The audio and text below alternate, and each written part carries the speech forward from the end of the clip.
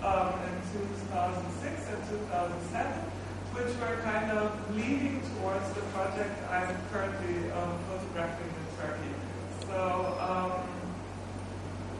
I will begin by introducing my approach to photography, because I think it's very important to know that that documentary photography, which I'm working in the field of, as you probably know, it's supposed to be very realistic. And when photography was invented in the middle of the 19th century, people thought photography could never be an art because it was just a copy of reality itself. And art, of course, couldn't copy, but art was supposed to be something else, to add something to the world, basically, and not just copying the world.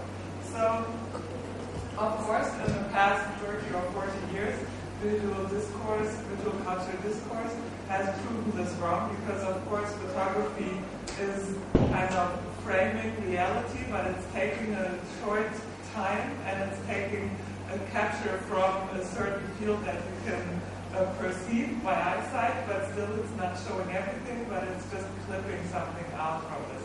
So therefore, of course, nowadays documentary photography can also be art. So this is why I call myself an artist and why I'm working in the field of art photography.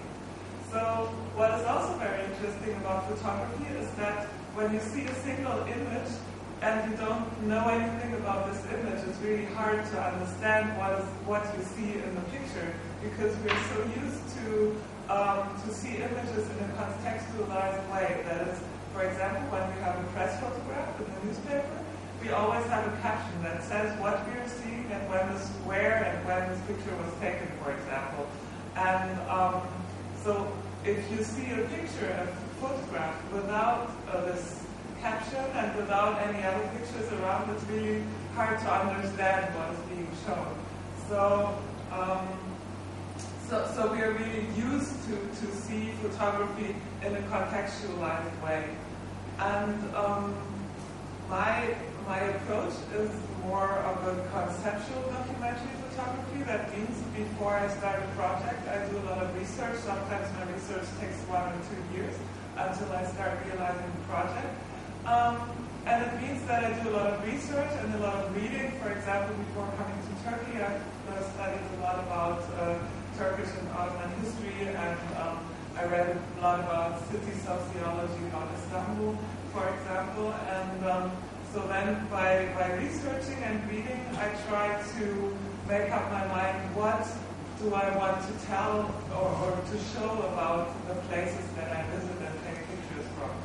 So this concept helps me when I go to a place that is maybe very exotic. For example, when I went to Japan, of course I'd never been to Japan before, and I had certain ideas about what Japan would be like. And of course your perception is very interested in all these different things that are really unfamiliar because you don't know them from the culture where you're from. But for my project, I think it's much better to have a concept in advance, so I don't get distracted by all those things that seem to be interesting on the surface, but may not lead towards my project idea. So my concept really kind of fixes or focuses my attention to certain things and leaves other things out.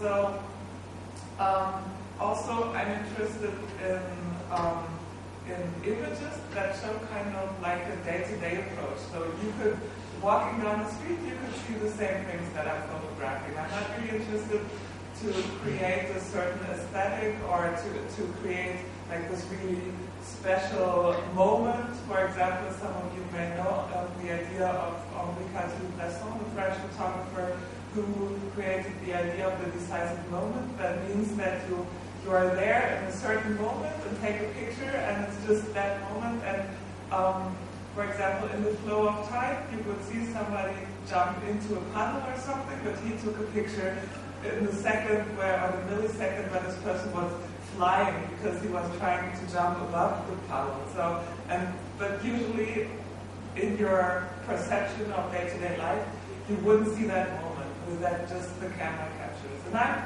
more interested in showing moments that basically everybody could see. So I will now start to show you my first project. My first project in the past 3 years. It's called Contact Zone, and I went to Japan and I was researching about the European influences in Japan. Actually, I got interested in this topic of Japan because I was writing my PhD on the European perception of Japan and on how stereotypes are created and how photographers are kind of going beyond stereotypes, because I thought that a lot of pictures that you see from Japan are very stereotyped. And I was interested more in how can photography achieve to go beyond those stereotypes when going abroad. So this project was made in black and white photography, and it was shown in a gallery in Berlin last year. And I always, as you can see, these are a lot of pictures, and my projects usually, they consist of a lot of pictures. So I try to contextualize the single image by using other images. I don't use any captions, or I don't explain anything, for example, where this photograph was taken. So in my Japan project, you will see pictures from Tokyo, from Yokohama, from Osaka, from Kyoto, from Nagasaki, but I won't tell you that. And I think it's not really important to tell you that, because I think it's more about to get a picture of the whole idea that I was pursuing in my project. So, as I said, Japan is usually depicted as a country that is very different from our cultures. Like, for example, the cities like Tokyo, they are full of postmodern architecture, and you see a lot of school children in short skirts running around in groups. And maybe you know the picture of Thomas Stuhl that he did at the Shibuya crossing, which is like one of the main points of interest in Tokyo, I would say, for Western tourists. And so all of us, if we have been to Japan or not, we all have certain ideas of how Japan looks like and what we expect when someone says, I'm going to show you my pictures I took in Japan, then you have a certain idea of what you will be going to see. And for me, I was thinking of Japan, of course, as a very different culture and another culture, but I was also thinking that probably there are a lot of things to see that are kind of familiar to us, even though this is a very different culture. So first of all, I'm kind of operating with the images every one of us has in their own heads about what Japan is looking like. And but then I will not show them, but I will show other pictures. So, as Uju already said, I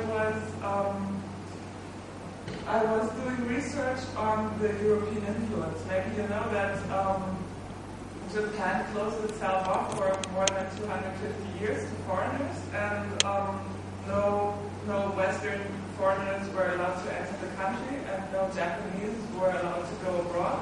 But in the middle of the 19th century, they were really afraid that they would be colonized like China, and so they decided to avert colonialization. They decided to become just like the West. So they invited a lot of people from European countries and also from the United States to help them rebuild and restructure their country to become just like the West. And for example, they invited a lot of European architects to do the city planning for the new capital in Tokyo, because before that the capital was Kyoto, and they moved it to Tokyo.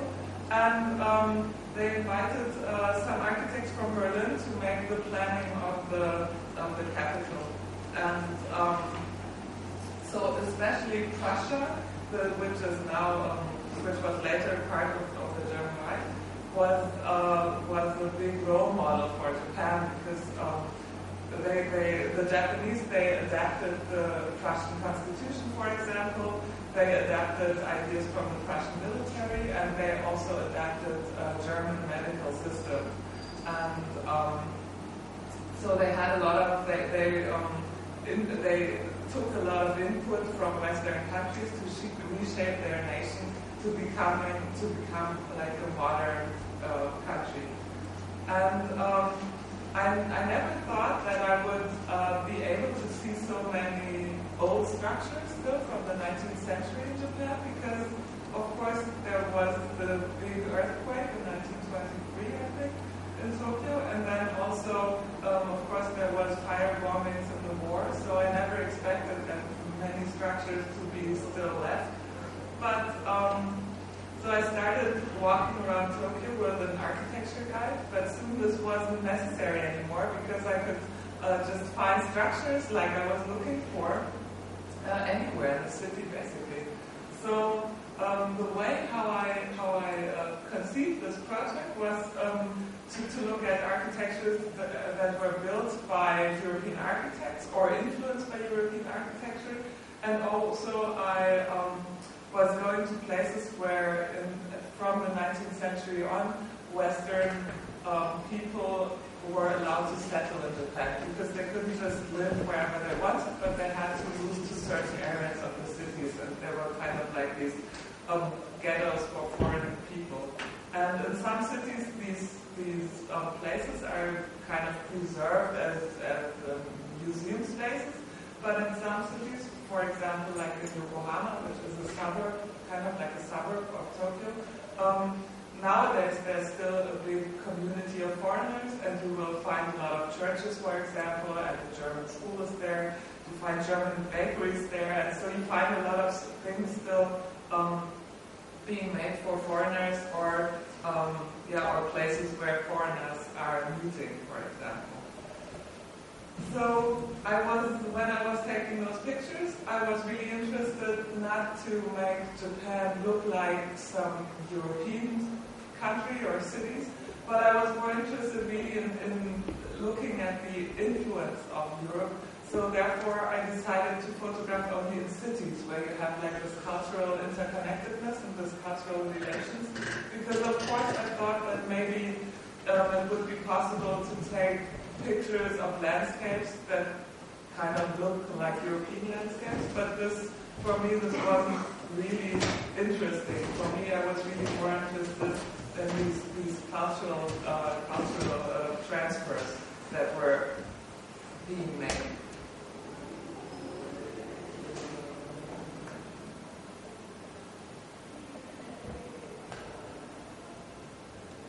And also, so in every picture, basically, you can always find something, even if the architecture looks kind of European, you can always find something, for example, some Japanese writing, or you can find some people looking Japanese. So I never really tried to disguise this Japaneseness, I dare say, but I always tried to have it, to show this cultural intersections that you can find still.